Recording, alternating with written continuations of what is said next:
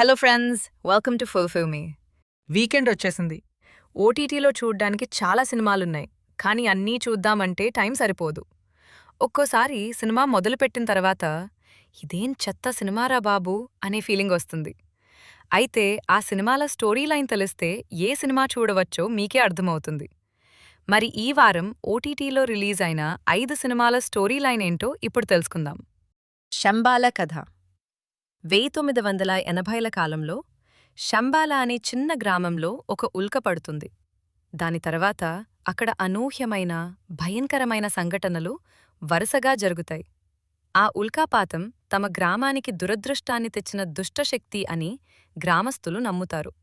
ఆ ఉల్కాపాతాన్ని పరిశీలించడానికి విక్రమ్ అనే భూగర్భ శాస్త్రవేత్త శంబాల గ్రామానికి వస్తాడు. అతను వచ్చిన తర్వాత అక్కడ అనూహ్య మరణాలు చోటు చేసుకుంటాయి. గ్రామ సంప్రదాయాలపై విక్రమ్కు నమ్మకం లేకపోవటమే ఈ విపత్తులకు కారణమని గ్రామస్తులు అతనినే దోషిగా భావిస్తారు. నిజంగా శంబాలలో ఏమీ జరుగుతోంది? ఉల్కాపాతం వెనక ఉన్న నిజాన్ని విక్రమ్ కనుగొంటాడా? ఇవే ఈ కథ ప్రధాన అంశాలు. తేరే ఇష్క్ మే కథ. శంకర్ ముక్కుమీద కొప్పముండే కాలేజ్ స్టూడెంట్. అదే కాలేజీలో పీహెచ్డీ పూర్తి చేయాలని వస్తుంది ముక్తి. కొన్ని ప్రయోగాల ద్వారా కోపదారి మనిషిని సాధారణ మనిషిగా మార్చే థీసిస్పై ఆమె ప్రాక్టీస్ చేస్తుంది. దీంతో శంకర్ను మామూలు మనిషిగా మార్చేందుకు ఆమె ఈ థీసిస్ను అప్లై చేస్తుంది. కానీ ఇది కొన్ని సమస్యలను తీసుకువస్తుంది. దీంతో వారి జీవితాలు ఎలా మారిపోయాయి అనేది సినిమా కథ. మార్క్ కథ.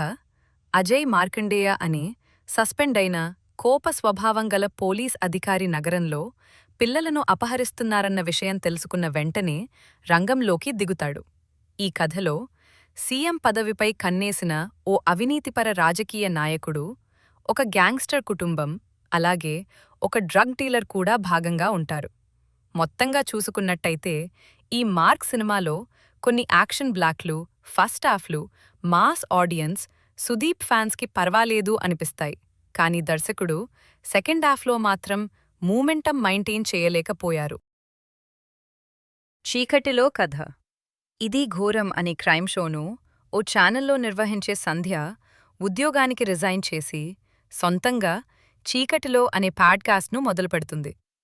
సంధ్యను పాడ్కాస్ట్ పెట్టమని సలహా ఇచ్చి ప్రోత్సహించిన కోలిగ్ బాబీ, ఆమె ప్రియుడు ఊహించని విధంగా హత్యకు గురవుతారు. ఈ కేసును టేకప్ చేసిన సీఐ సహకారంతో సంధ్య ఇన్వెస్టిగేషన్ చేస్తుంటుంది. అయితే ఇదే తరహాలో 3 దశాబ్దాల క్రితం గోదావరి జిల్లాలలోనూ కొన్ని హత్యలు జరిగాయనే విషయం సంధ్యకు తెలుస్తోంది. సంధ్య ఇలా ఇన్వెస్టిగేషన్ చేస్తోందని ఆమె పాడ్కాస్ట్తో తెలుసుకున్న కిల్లర్ తనెవరో కనిపెట్టమని ఛాలెంజ్ విసురుతాడు. మరి సీరియల్ కిల్లర్ను పట్టుకోగలిగారా? 3 దశాబ్దాల తర్వాత మరోసారి ఆ కిల్లర్ ఎందుకు సైకోగా మారి హత్యలు చేయడం మొదలుపెట్టాడు? తమ మధ్యే ఉన్న ఆ కిల్లర్ను వీళ్ళు ఎలా పసిగట్టగతారు అనేదే మిగతా కథ. స్పేస్ జన్ చంద్రయాన్ కథ. ఈ సిరీస్ మొత్తం 5 ఎపిసోడ్లు ఉంటుంది. మొదటి ఎపిసోడ్లో మిషన్ చంద్రయాన్ 2 ఫెయిల్యూర్ అవుతుంది.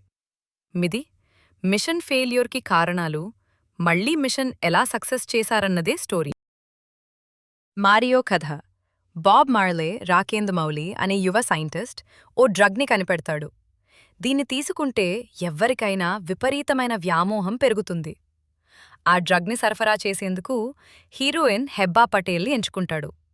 ఆ వలలో హీరో అనిరుద్ చిక్కుకుంటాడు. డ్రగ్ రాకెట్లో తెలియకుండా ఇరుక్కునున్న హీరోయిన్ హెబ్బా పటేల్ దానినుంచి ఎలా బయటపడింది? ఆమె వల్ల హీరో ఎదుర్కొన్న ఇబ్బందులేంటి అనేదే మిగతా కథ. అన్ని సినిమాల స్టోరీ లైన్ విన్నారు కదా? ఇక ఈ వీకెండ్లో మీకు నచ్చిన సినిమాలను చూసి ఎంజాయ్ చేయండి. మీకు ఈ వీడియో నచ్చితే లైక్ చేయండి, షేర్ చేయండి, సబ్స్క్రైబ్ చేయండి.